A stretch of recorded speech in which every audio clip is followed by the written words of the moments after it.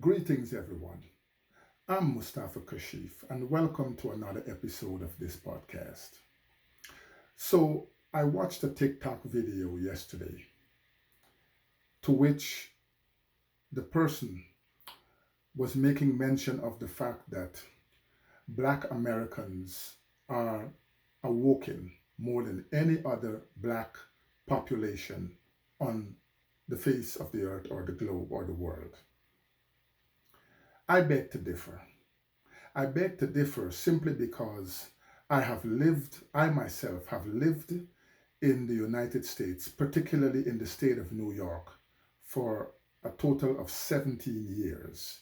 And I think as a person living among my Black American brothers and sisters for that much time, I think that I can have my say here as to why I disagree with that person who made that video on TikTok.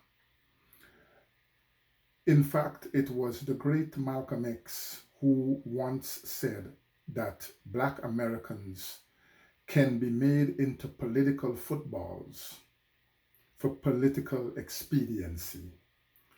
It was also Malcolm X who talked about Black Americans being hoodwinked, bamboozled, run amok, and led astray. And as much as he said those words over 60 years ago, it is sad to note that in the year 2024, there's evidence of such. Now, also yesterday, I received an email from a friend of mine, a long time friend of mine. We've known each other for quite a lot of years. And he, in this email, was asking me to send a donation to the Kamala Harris Fund or the Kamala Harris campaign for the presidency of the United States of America. Now, I will not be sending any donations because, I don't particularly support that type of thing. But nevertheless, I want to talk a little bit about why I do believe that Black Americans, as a whole, not all, but as a whole, are still not awoken to what America represents. Now, I'm going to give you a couple of examples to work with, but let me start with this one here. In 1992, the presidential bid was with two candidates, George Bush as a Republican and Bill Clinton as a Democrat. In all of that mix, you had the talk shows. And what I'm leading here to is how both the Democrats and the Republicans would use any influential Black person or organization in a bid to get their candidate to become the United States president. They will use any Black person or organization for the sole purpose of getting their person to become the president of the United States. In other words, the Black vote has always been an issue in the political spectrum of the United States of America. The Black vote has always been the most pivotal. You have all these different voting blocks, and then when these voting blocks are properly assessed, they go to the Black vote so as to get the last bidding or the last rightful numbers to send that candidate over and into the White House. So you got it. Here's what Bill Clinton did in 1992. He used the most influential talk show at that time for the sole purpose of getting the Black vote. And that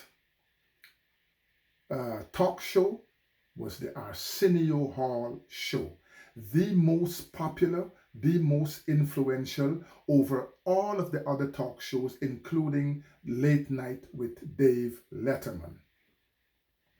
Bill Clinton cleverly goes on the Arsenio Hall show, puts on a dark shades, gets his trumpet, poses as the cool black jazz musician, Miles Davis kind of personality, plays a couple of tunes on the Arsenio Hall show, and that was enough to get the black vote.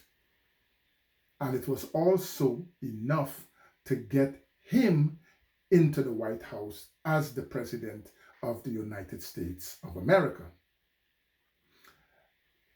The Arsenio Hall show was unceremoniously cancelled a few years later simply because Arsenio Hall decided that he wanted Minister Louis Farrakhan on his show. Minister Louis Farrakhan has been deemed as this anti-Semite, the person who hates Jews, and all of these characteristics. But America is not a place, is not a marketplace for real ideas that speak truth to power. So because Arsenio Hall decided, same Arsenio Hall that Bill Clinton won his presidency from, and using, the same Arsenio Hall was unceremoniously cancelled for bringing Louis Farrakhan onto his show. Let's fast forward to the year 2020, in which Cardi B, a rapper and musician, helped Joe Biden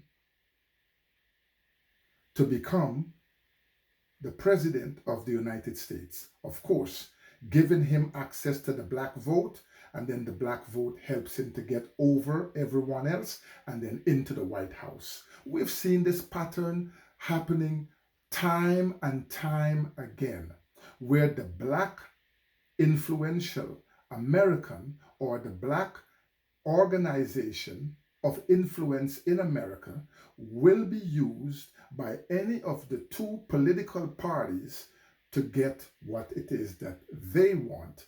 And when they're finished getting what they want, the black peoples are always being refused. So they use us, abuse us, and refuse us. Let us continue. So now we have Kamala Harris in 2024, the black candidate. Now let us take a look at Kamala Harris a little bit here. Her mother is East Indian. Clearly, there's no doubts about that. Her father is of mixed heritage. Her father has quite a lot of ethnicity mixed into his being. He is not anything really. He's quite a lot, including a little bit of black. Right? His parents, his heritage, of course, is Jamaican, but that doesn't make him black, because the motto in Jamaica is out of many, one. In Jamaica, you can find black people, you can find East Indians, you can find Syrians, you can find Lebanese, you can find Germans, you can find Irish, you can find English, and the list goes on. And all of them are Jamaicans. This is why in Jamaica you can find a white Jamaican speaking total patois. So therefore, Kamala Harris is not necessarily a black woman. And to crown it all, when Kamala Harris won her seat back then, she was dubbed as the first, listen to this, as the first Indian woman to have won the seat that she won. Go back and look at it for yourself. In fact, go back and look at anything that I'm saying here for yourselves, and you will see the truth. But Kamala Harris was then re-engineered into a black woman so as to help the Democratic Party beat Donald Trump, who is the obvious threat. So what did they do? In 2024, this year, they found Megan Thee Stallion. Who's Megan Thee Stallion? Megan Thee Stallion is a rapper, okay? A rapper, a person of influence now, and they are now using her so as to ascertain the black vote. See how clever these people are? As Malcolm X would have said it back then. And nothing has changed. They have used the same strategy for the same purposes and the same outcomes, and it keeps working, and they keep using it.